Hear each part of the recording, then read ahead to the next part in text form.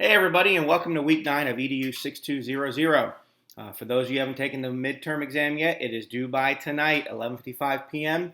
My clock says 5:53. Make sure you get it done. You only have 4 hours to take it. As of last night, it was only a few of you anyway, but make sure you get it done tonight. I'll be grading those tonight and tomorrow night. You should have your grades pretty quickly. That's one of my goals, is to make sure you know where you're at progress-wise in this course. Coming up in week 9, we have a lot going on. First, you are reviewing chapters 1000 through 1005 in the Florida School Laws textbook. Now, the group for this week should be posted tonight if they haven't done so already, with some basic overviews. Guys, when you read this book, do not read it the same way you read our textbook. If you read too much into it, you're going to bore yourself, put yourself to sleep, you'll be like this. So don't do that in the middle of reading this. I want you to read to look for important chapters. I want you to highlight things that you'll have to come back to later on, things that are really important to you. You're going to have a discussion based on that, same as we did before the midterm break. You're going to have to reply to their post and then reply to 2 of your colleagues. The posting group, make sure all 3 names are in there for me so I can give you all credit. And then if you want to respond to your colleagues, that would be great. Also due during week 5 is WCG number 5, Professional Development Research. I'm going to talk about that rubric again in a minute to make sure everybody does it correctly. We had some issues with WCG number 3 of people understanding that there were 2 parts to that assignment, the list and the reflection. So I want to make sure you understand what needs to be done for each assignment. So pay careful attention in this video. You also have a week 9 online discussion forum, which is why I won't talk about any content today.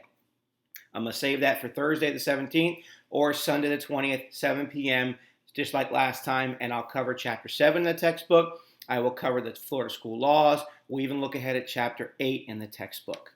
That's it for week number 9. All this stuff is due by the 21st, which is next Monday. Do make sure your initial post is by Friday in the discussion forum.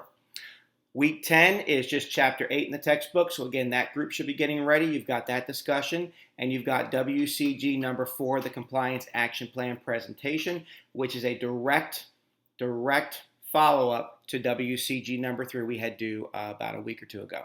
So let me talk about those 2 assignments for the rest of this video and make sure you guys have that. I'm going to pull up my trusty, dusty rubrics. And when I pull up the rubric for WCG number 5, that's the one that's due this week on the 21st, there are really one big part you start out with, and that is collaboration with your school administrator. What you're going to do is you're going to go to your administrator and say, what are our 5 professional development needs and why? You're going to present those in your document to me. Some folks do a bulleted list. Some folks do a PowerPoint. That's part 1. You have to list the 5 things your school says they want to work on and pretty much why. Like if you say classroom management, why? Why do you need that one?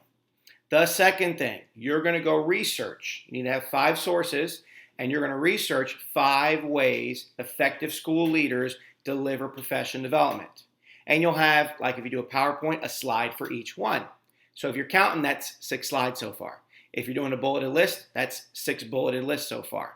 The first one talking about the 5 things of your school. The second one, 5 different lists. This is a way to do effective professional development. This is why. This is a way to do effective professional development. This is why. So you're going to have those 5 different ways of doing that, and you need to have some sources cited for that. Obviously, effectively using technology is always a piece. Looking at logical sequence is always a piece. And again, you've got to have those different ways and sources supporting them. You can't just say, well, doing a stand and deliver is the best way to do professional development. You have to have some kind of insight about that as to why.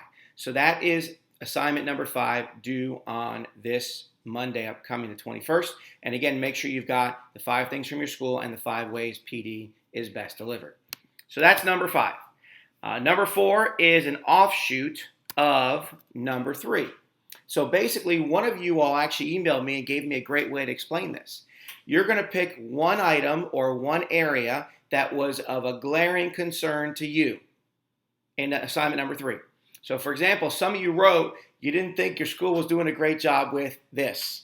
You didn't think your school was doing a great job with this. You'd pick that one.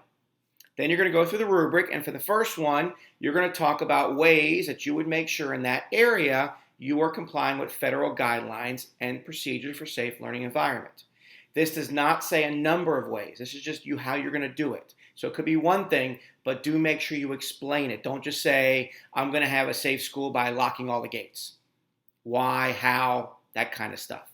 All right. The second one, you have to have 4 items. Strategies ensure you provide appropriate physical accommodations and or academic accommodations for students. 4 ways you're going to do that related to the item you just picked. So this same item carries through assignment number 4.